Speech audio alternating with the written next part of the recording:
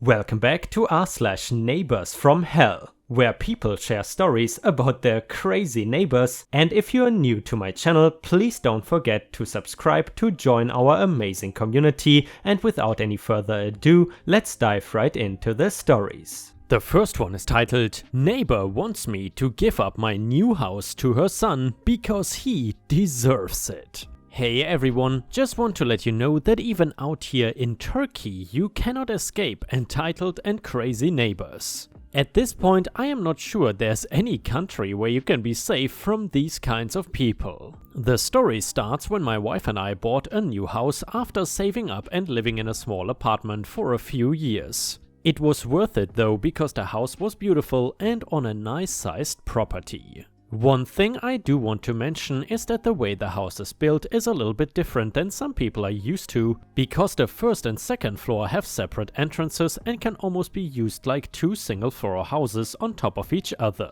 I will bring that up again later though. The property had not been maintained exactly how we would have liked it, so we had a little fixing up to do. My wife was mostly working indoors while I was outside working on the lawn. We had a lot of half-dead shrubs and bushes that I could understand somebody moving wouldn't want to deal with. I was just going to pull them all out, plant new ones and seed the dead areas of lawn. I had many neighbors passing by and asking if I was the new owner of the house. All of them seemed very friendly and welcomed me to the neighborhood.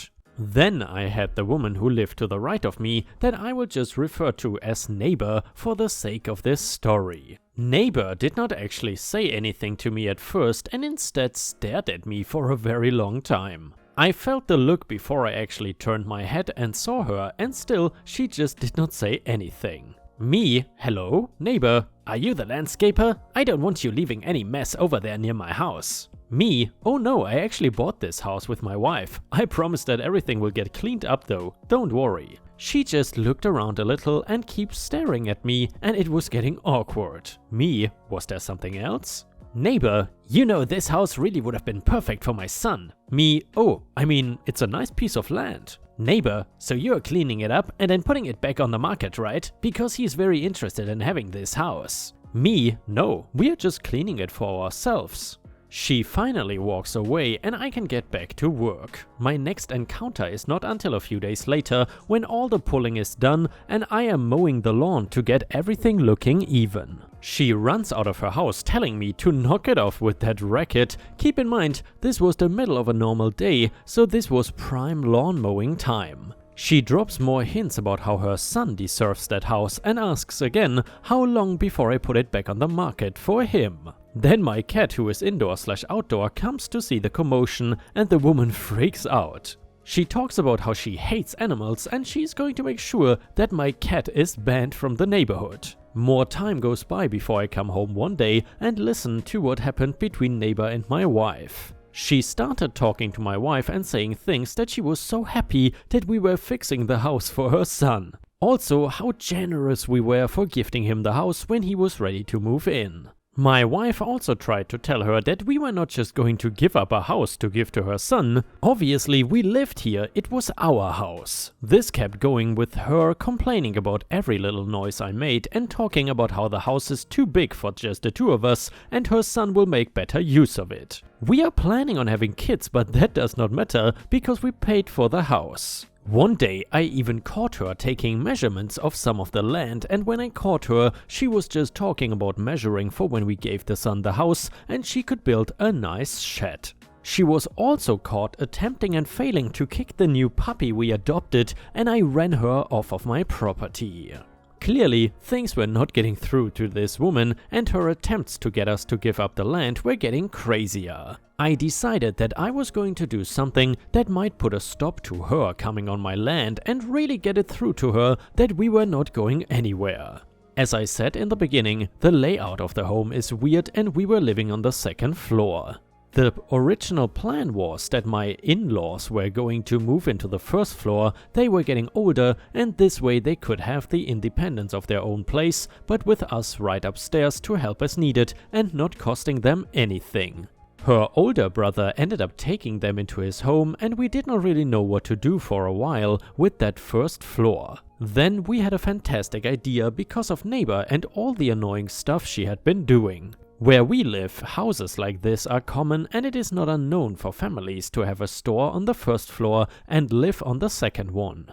I worked in an office, so we did not need that, but that did not mean nobody else did. We talked to a large animal rescue about donating the first floor of our home so they could have another shelter. It would help with any overflow along with people being able to adopt animals right in the neighborhood. They loved the idea, and soon everything was set up and the animals were being brought in. Of course, the neighbor went crazy and started yelling that I could not bring this many animals into her son's home. I told her that the first floor was now owned by the animal shelter, and now even if I moved out, her son was never going to get the home. She pouted and ranted about her son deserving the home more than a bunch of smelly animals before going back onto her property because she didn't want to go anywhere near the animals. It was a huge success, and a bunch of people in the neighborhood would pass by and come to inquire about adopting a cat or dog. Meanwhile, neighbor did not want to step foot on the property because of them, and the shelter staff once told her to get off of their property or they would call the police. Our cat ended up loving to go to visit the shelter downstairs and became friends with the entire staff. The last thing is that after all of this, I really wanted to know one thing. Who was this mysterious son that wanted the house so badly but was never there? I would assume she had an adult son that moved far away from her to get away. However, she did have a son that was high school age living with her, and I cannot help but think she actually thought the property was going to stay unsold long enough for him to have enough money to pay for it. And yeah, Ripe Stars, I gotta say, that is definitely a happy ending, and that is actually a super nice gesture to donate the first floor of your house to an animal shelter. I'm pretty sure that is not possible in most countries, but I'm pretty happy that apparently it is possible in Turkey. Props to OP for being such a good person. Either way, if you have watched until here and enjoy my videos, I would really appreciate it if you could also like the video, because that would help me tremendously. Thank you so much in advance. The next one is titled "Family Property Was Stolen Years Ago," posted by user Silvermoon1991. So my family's property was essentially stolen by a developer about 20-ish years ago. This was my in-laws' property that they had bought long before I even knew them. My husband and I have a house on this property, and his parents have a house on the same property as well. Way back when there was some developer who wanted to get rich quick, that guy was building cabins down the road next to our property line, and boy oh boy did he screw up. During his time building the cabins, he ignored the property lines, cut corners in buildings, took loans out in his children's names, and so much more. None of the cabins were up to code, some were sitting in the middle of two property lines, and in our case, he moved our stakes that marked our property line. This a-hole then proceeded to build a public walking trail and put a septic tank to a cabin across from the trail on our property. My in-laws tried to talk to him about moving the stakes, and he became hostile, so they took him to court, and that brought attention to his little project. All the property lines were resurveyed, and then the buildings were inspected. He was arrested and slapped with heavy fines, as well as the option to either buy the portion of the land he essentially stole from us or pay to have the property restored. Naturally, he did not want to pay for the septic tank, lines, and the now concrete trail torn up. He got out of jail on bail, but his entire company went belly up and he could not pay the fines. So, after losing his company, he somehow managed to take out $2 million loans in his children's names again. He abandoned his wife and children and ran for the hills. The wife and kids ended up selling everything they had from their home and cars to jewelry and even clothes. Because of his greed, they became social pariahs and lost everything. They ended up having to leave the state because of the way everyone treated them. They were kicked out of the church they went to because she divorced her husband, as well as the scandal with the cabin development. As far as I know, he was never caught, and his children had to claim bankruptcy at the age of 18 because the loans were in their names. It is sad that his family suffered for his greed. I hope he got caught, but I honestly don't know.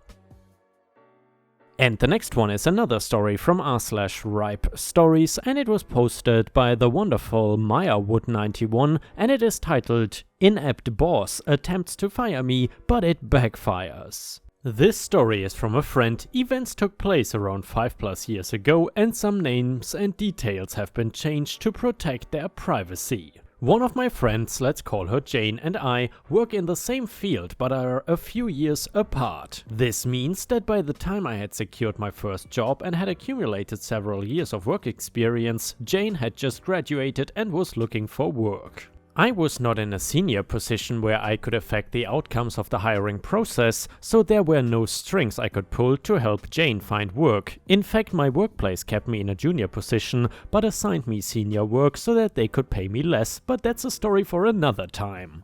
I had made some contacts and was in the loop on new job opportunities. I got word that one of our competitors was hiring for a junior position, not attractive to me as I was looking to move up in my career, but possibly a good start for Jane. However, this competitor had a reputation for being a poor employer.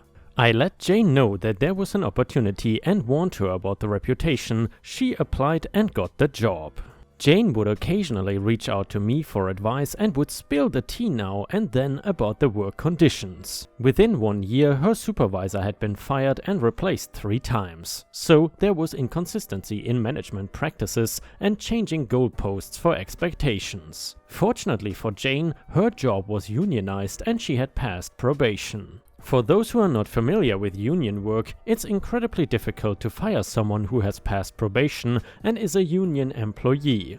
An employer must have cause and give reasonable notice. If they don't, they could be on the hook for tens of thousands of dollars. 2 years into her job, Jane had not had a formal performance review, but was always told her work was good. Her new supervisor, Donald, reached out to arrange for her first performance review, a meeting to go over the employees' job duties and let them know what is working, where to improve, and help map out some of their professional development goals. Jane was excited to finally have a formal review and get some written feedback on what she is doing well and where to improve. However, when she showed up for the review, she realized something was wrong. Donald and the HR manager was there. There was no discussion of what she was doing well, rather they berated her for doing a poor job and warned that they would need to see improvements within a month or she would face discipline. Jane reached out to me to ask for my advice. In my opinion, if the concerns about her performance are legitimate, this is the fault of management as she has been working without formal guidance from her direct supervisor for nearly 3 years. If anything, Donald should be disciplined, and it was wrong to threaten disciplinary action when first mentioning an issue.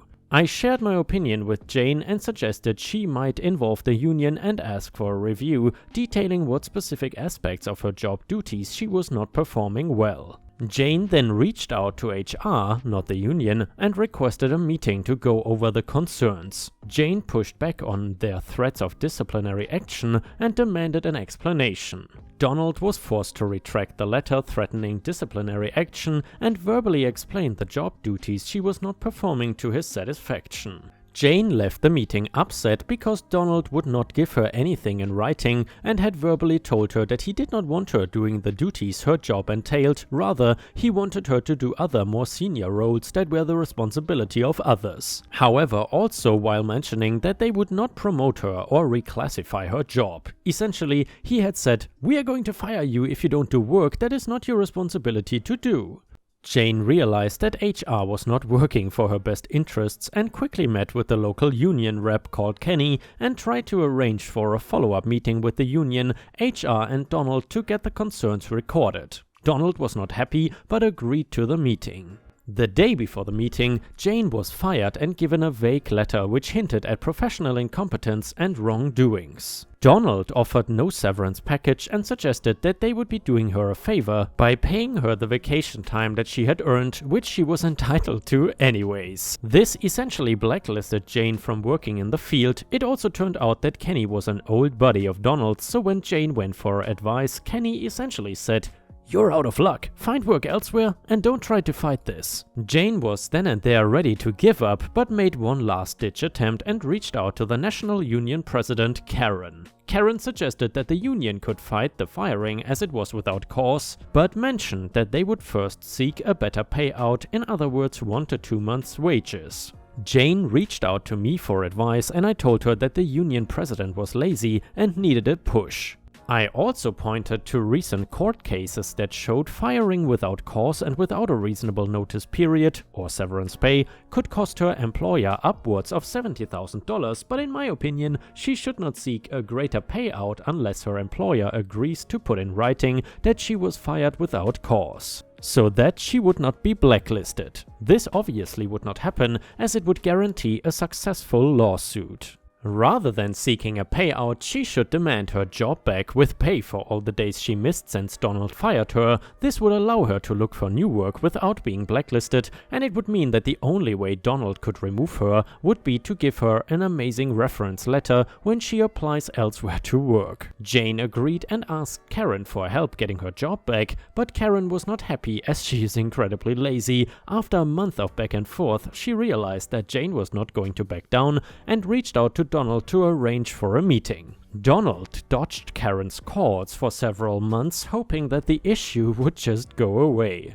By the time they had scheduled a meeting, Jane was out of work for 6 months. Donald, HR, Karen, Jane, and the company's lawyers all met. Karen told Donald that he would need to give Jane her job back or find another way to make this right. Donald only offered 2 weeks of additional pay. At this point, Jane interrupted Karen and said, "I will take $100,000 and a letter from you admitting incompetent management for the reason why I was let go, with added clarity that there was no wrongdoing on my part and I exceeded my job duties." Donald did not respond well and was visibly angry. The lawyer interrupted and explained that under no circumstances could the company allow a letter like that to be written. Jane then pulled out several of the court cases I sent her and handed them to the lawyer and said, "I think that it is a fair cost given what I would be entitled to if this went to court. But seeing as you won't give me a letter, I will take my old job back with the 6 months pay I have missed and any vacation days I would have earned over that time. Also, given that Donald forced my 5 weeks of vacation to be paid out when I was wrongfully terminated,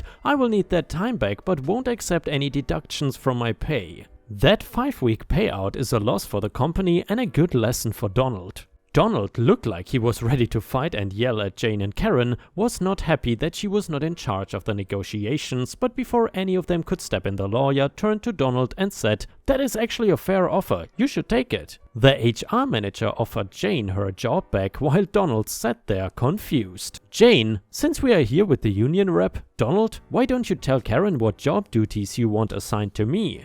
Donald was taken off guard and reiterated the roles and duties he had criticized her for failing to do. Jane then pulled out a copy of her job description and turned to Karen and said, "Those duties don't fall under my job classification. I'd be happy to do them, but I would need to be reclassified to a higher paid position with a more senior title." Karen, "That's fair. Donald, in your opinion, when should Jane have been doing these duties?" Donald, "When I fired her 6 months ago." Karen, "Well, Jane will have to be bumped up a pay grade so that 6 months of back pay you owe her is going to cost you." HR manager, "Done." Jane went on to take her 5 weeks of vacation after being reinstated to work so she could job hunt and found a position with a much better employer. Donald was happy to give her an amazing reference so that he wouldn't have to work with her. This cost the company around $50,000 and Donald was fired within the year. Moral of the story, don't trust HR or your union, fight for yourself and know the employment laws.